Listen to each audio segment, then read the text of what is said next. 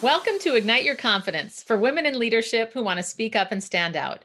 I'm your host, Karen Laus. Here you'll get all of the tips and tools that you need to stand out with unshakable confidence. Let's dive into today's episode. Well, I am here with Jennifer Bassman, my guest, who I met on Clubhouse, and we've been having so much fun there. And she is just a ray of light and an incredible, wise woman. So I'm Thank you. yeah, I'm going to turn it over to you, Jennifer, to tell us about yourself and what you'd like to share. You bet. Thank you, Karen. You are just as much of a ray of light for me as well. Your laugh is infectious. You're smart. I'm so excited to be looking at you and on camera instead of just a Yes. static picture. So fun. I mean, just like you're just beaming energy. So this is so cool. It's so fun to see you in person. Thank you. I know Yeah. it's unique. It's different for us. Yeah, the picture's moving all over. We're not used to that on Clubhouse, right? Exactly. But Exactly. yeah. Well, I'm Jennifer Bassman. I am a burnout and boundary strategist, which means that I spend my days coaching people that are trying to recover from burnout. If I'm lucky, they're trying to prevent it, but mostly I spend time with people that are trying to recover from burnout. And I teach them how to create boundaries. One of the most common topics that comes up in my coaching practice is a lack of boundaries. So I end up talking about it quite a bit, outside of talking about, burnout, coaching people how to create their own boundaries. I've written a book, it's behind me on the shelf, called Stop Being a Doormat, for all of us recovering people pleasers out there. Yes, I am one Yeah. of those too. Yes, we unite. We're a tribe. But it's been a really interesting practice to grow, a really interesting and fulfilling topic to coach on, because I am also have recovered from burnout myself. I had about a 2.5 year battle with burnout, which is a pretty long time. And that's kind of my guesstimate on the time, because you don't always know when it starts. You're not fully aware of it. And my burnout lasted so long because I had trouble finding solutions for it. So once I came out on the other end, I thought, this needs to be part of my mission. My professional mission is to create some materials, create some coaching that really is helpful and really does help people recover from burnout. And along the way, the boundaries topic has come up, and that's just as much fun and just as fulfilling and rewarding to coach. And it's kind of amazing how most of us don't have good, strong boundaries, but it's not a shock why. Yes, it's so true. Well, and I coach with my clients on boundaries too, even though they come with something different, oftentimes, kind of like what you're saying. And so I'm curious to jump straight into some strategies. What would you say is, if you could offer one piece of advice, what would be the sort of gold star, I don't know what best advice that you might offer for somebody that is working on boundaries, or maybe doesn't even know that they need boundaries?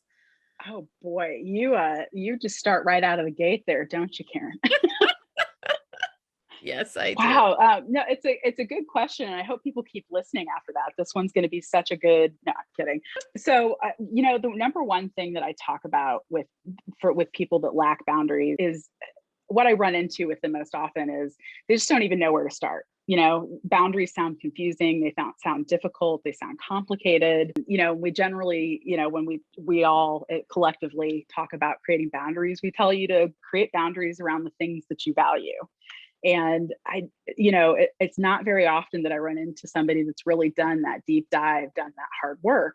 And I'm not saying that as criticism at all. It's just, we don't always think about, we kind of have a general idea, around the things that we value, but we haven't done that deep, inner work, to align them.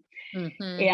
And this was something that I discovered about myself because I hadn't done that work, but I knew that I was frustrated and resentful all the time. And so what I generally teach people to do is start creating boundaries around the things that make you frustrated and make you angry and make you resentful, which is totally opposite of anything I've ever been coached to do. But generally the things that you're frustrated with, the polar opposite is something that you value. You're getting frustrated because you're naturally trying to protect something that you do value. So for me, that was my time. I didn't really realize how much I really valued my time. And it would irritate me when people were late, or frustrate me when people didn't call to say they weren't coming. Or as I talk about in my book, I call it the ish method of time. People would, oh, I'll be there around 2-ish.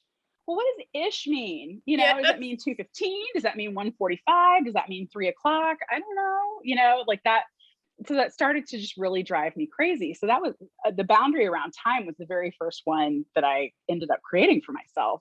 And it came from something that was very, very frustrating for me. So there's my golden nugget of start there, not to be negative or, hey, let's start, thinking about all the terrible things. It's just more, it's a good place to start, because the sooner we can get rid of those negative feelings, the better. It alleviates some stress. So there's kind of a double whammy right there. Yeah, that's so powerful, because when I think about a lot of, particularly women, of course, that's my audience, and Mhm. we're giving to so many people all the time. And I think a big part of even, I love what you're saying, because it's getting to, what do we need? Most of us are so focused on serving other people. I mean, it wasn't until I was 40 years old that I realized, oh, I have needs. Like I didn't know that. I really didn't. I never thought about it before, that I had Sure. emotional needs. And I want to just echo what you're saying about, that's such good advice to start there, and thinking about, yeah, how do we get in touch with what we need to be able to take care of ourselves? And just like that old adage of, they say on the airplane, put on your own oxygen mask first. Exactly. So I would love to know from Exactly. you, what was the tipping point for you when you realized, I am, This isn't working out anymore. yeah, yeah. What do I'm you going to call break it? up with myself. Yes, yes, yes. Well, I call it my give a damn busting. And there must be something magical about turning 40, because it actually was my late 30s, right around 40, that I call I say my give a damn busted, is what I tell people. There's just something inside of me that broke, that was like, why am I doing all this stuff? Why am I going out of my way to try and make other people happy, or caring about what they think about me, or the judgment that I'm perceiving is it actually even there? There was something that was just breaking. This was about the time that my burnout was actually resolving as well. And for me, it was almost like I was waking up, going, wait a second, everybody else gets to be a person and gets to be a happy person, or I assume they've been. They're getting to do the things that they want. And here I am feeling like I'm stuck, always holding the bag. I'm always the person that has to clean up after everybody else, or take responsibility for getting things planned, or always be worried about other people's feelings. And there was just kind of this moment where I was there. What can I be doing that can change that feeling for me? Where can I find the confidence actually to start saying no, to start, and that was really the first thing that occurred to me. It wasn't that I thought, oh, I need boundaries. It was, I just need to start saying no to people. I need to stop getting involved in things that don't serve me, that don't align with my purpose, don't align with my values, don't align with my, morals, people that I just don't like. And I tend to like everybody, some more than others, but the people that I like less, need to kind of start pulling back from them a little bit more. There's not really one specific moment where I could point to. It's more of kind of, at that point I'd been a business owner for 15 years. There were just a lot of things in life that were happening at that point. As it does when you're 40. I'd been married for a couple of years by that point, had made the decision not to have kids, watching my parents get older, just kind of dealing. At the time, I owned a pet care business, which is very hands-on, very customer service oriented, very relationship driven as well. And people had my cell phone and could call me at all hours of the day and night, and believe me, they did. Wow. Oh my So gosh. yeah, and so Wow. there's just a lot of there's just a lot of things happening that were just getting overwhelming. And it was all kind of in that couple of year span right there. And I think it kind of came to this point where it was like, okay, need to start giving myself a break. That's probably the first thing that I need to do, is just give myself a little bit of grace here. Yeah. But yeah, I mean, I wish I could point to one pivotal moment where I was on stage and waving at people and just realized, oh, my life needs to change.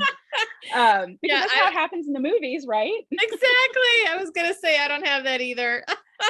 The pivotal moment when everything changed.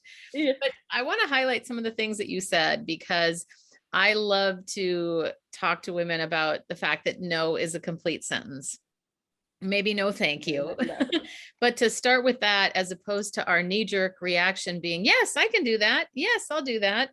To start with even just taking a moment to stop, pause, breathe, and even try on what it feels like to say no, and then make an intentional choice. Do I want to say yes to this or no? And to give yourself permission to say you'll think about it. Love that. I think that's another thing, people feel like, oh, I have to say yes now, or I have to respond now. So I love everything moves so fast. Yeah. And then we get swept up in that. And we do. So many other things we could talk about on that, related to giving yourself permission, the power of self-agency, but absolutely I digress. But still, yeah, what you said about the saying no really struck me or stood out to me. So I think that's really powerful. And the fact that you don't have to have this defining moment necessarily. And most of us probably don't. It just piles on after a while, and you kind of realize, okay, something's got to give here. Yeah, I think, and women too, I think,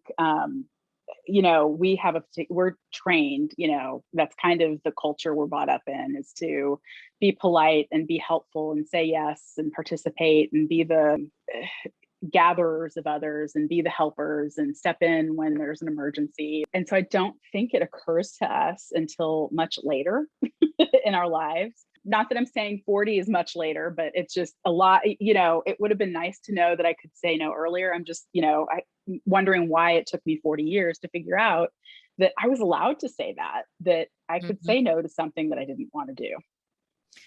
Yeah, I was thinking earlier when you were talking about this great story that was very powerful, when I was doing a corporate training in communication and executive presence. There was a woman who was probably in her late 50s, early 60s, I would say. And she told the story about when she was a young woman in the boardroom with all men. And as we might naturally tend to do, which she did, as the meeting wrapped up, she started cleaning up. Oh. And this man, thank God, as a mentor to her, pulled her aside and said, stop doing that. Never do that again. And it was so great. That's one of those examples of, at a young age, she got some very powerful advice to change that behavior. And yet, isn't it fascinating how oftentimes we do those things without thinking about it? And I found myself doing it too, like, oh, let me just clean. Oh, that's dirty. Let me just fix that. Let me fix that for you. Yes. Yeah. Exactly.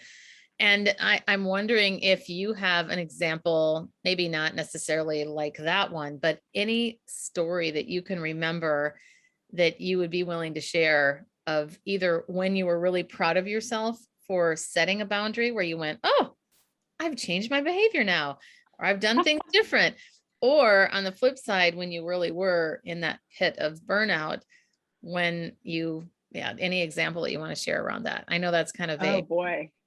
Yeah, no, I feel like there's 1,000 stories. I'm a great example of what not to do.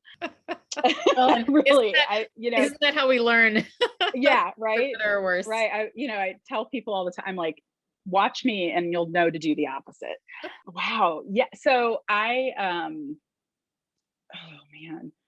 So I was a new business owner, and I was in my mid-20s, and which is very young to be a new business owner. And I really knew nothing about running a business. I had a good idea that some other people bought into, basically, and it kind of escalated. And it was a pet care business. It was a doggy daycare, high-end pet resort. And I had a customer, he was a man, come in, and he, I cannot remember his name for the life of me, but he, I came outside and, to meet him at the door, to greet him at the door with his dog, and opened the door, and he got kind of, I could do that myself. I was like, no, this is part of the courtesy, and, walked him in, started taking things from him to help him, just kind of get situated with his dog. He had, he had dog food with him, he had a bed, he had all this stuff. And he kind of started laughing, and I said, did I do something? Like, because I'm kind of awkward. I'm was well aware it totally could have been me. And he said, you guys have already won my business. You don't need to go out of your way. He goes, everything's fine. He goes, I feel like you're bending over backwards to get me in the door and make sure, it's almost like I wasn't treating him like an adult, is kind of how he worded it. And I'm not sure why this is sticking out to me right now, so I'm hoping I'm making sense. But he was, can I just ask, were you kind of, sure. Did he feel like you were coddling him or something? Like you were overly? I think I was. Okay. Yeah, I think I was. And I had a couple of male employees at the time that were kind of, it's just, they were kind of off to the side, like kind of ignoring it, not jumping at like, right. How can I make you comfortable? What can I do to make this better for you? It was kind of what I was doing. And it was more nervous energy than than it was like, trying to do anything else. And he kind of put his hand gently on my arm. He's like, I like you. I like your business. We're good. Like just this, wow. He said, you don't have to go out of your way to keep making sure that everything's perfect.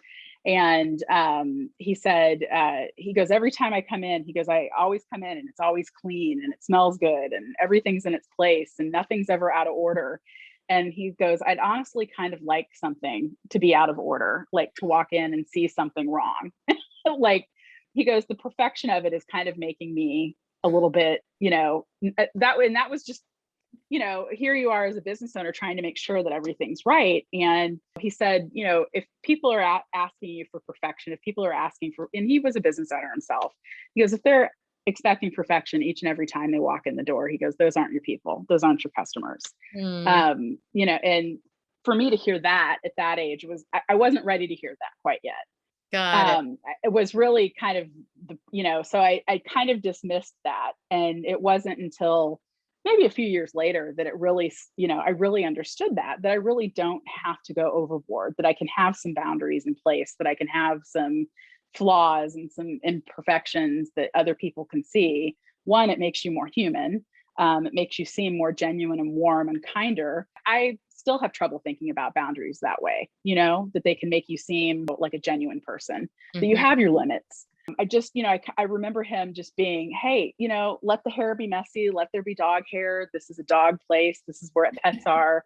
He has accidents on the floor. If I walk in and I see one, I'm not going to freak out. We ended up having this whole conversation around it. And, I was kind of trying to explain to him that the atmosphere that I was trying to create, I really wanted it to feel like a higher end hotel where you would walk in yourself and go, oh my God, I would sleep in that kennel or that room with that dog, or I can stay here, my dog can go on my vacation, just kind of that level of service. And he was like, nah, real dog people, we just want to know that our dogs are going to be safe, that everything's going to be okay, that if something's going on, you'll call me. He goes, this is really where the standard's at, Jennifer. And I'm just all these years later, I was like, I really wish that I had taken that in, I'd taken that moment in. And I think my mentality was very female, very woman oriented. Like, I really couldn't appreciate that there were other people in the situation that had needs that were more important, or expectations that needed to be met that mine didn't matter. For me, it's also a good example of me crossing some boundaries, like not paying attention and just completely, going overboard. and hopefully I'm giving you a decent example, Yeah, well, because for me, what I'm fascinated by is the fact that to me, it's really relevant because so many of us are trying to prove ourselves, especially when we're younger or we're new at something.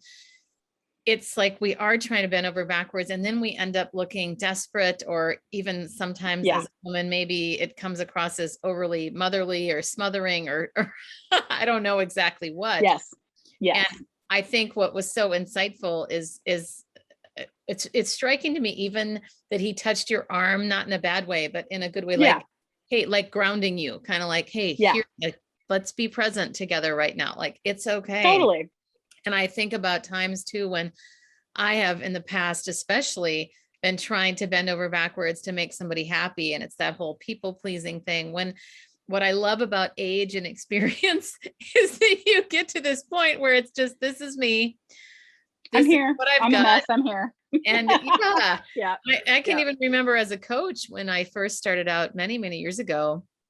And I remember every once in a while, someone would ask me about my certification and if I had one, and I didn't.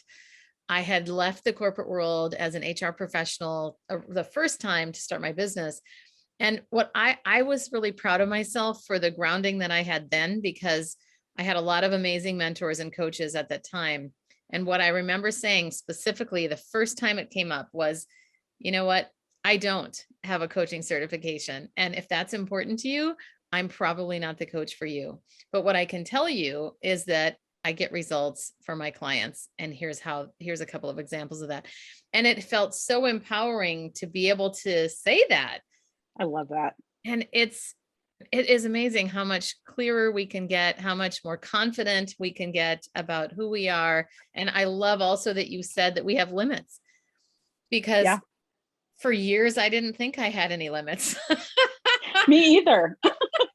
Me either. Yeah, I worked very hard on that in therapy about I have to grieve the fact that I can't do everything and I What? can't be everything for everybody. I know, shocking, isn't it?